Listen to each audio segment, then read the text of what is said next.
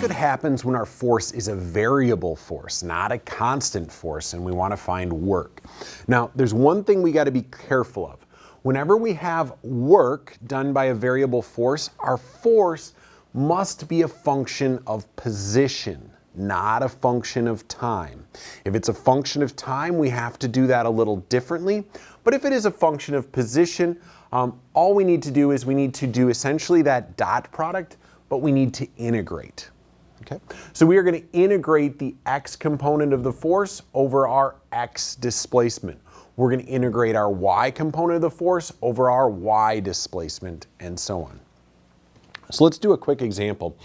It says a 10 kilogram box of holiday lights is gently accelerated from rest at x equals 0 with a force of, I listed it here, over the first 4 meters across the icy driveway. How much work is done by the applied force? Okay, so I clearly have a variable force and my force is dependent on position. Okay, and I'm moving it in one dimension. I'm only going in the x direction, so I don't need to worry about that y direction. Okay, so all I need to do then to find the work in this scenario is I'm going from 0 to 4 meters of negative 2x squared plus 7x plus 4. So I'm going to integrate that force function with respect to x. I see that I have a definite integral, so I'm going to math 9 this thing, and I end up with a positive 29.3 joules.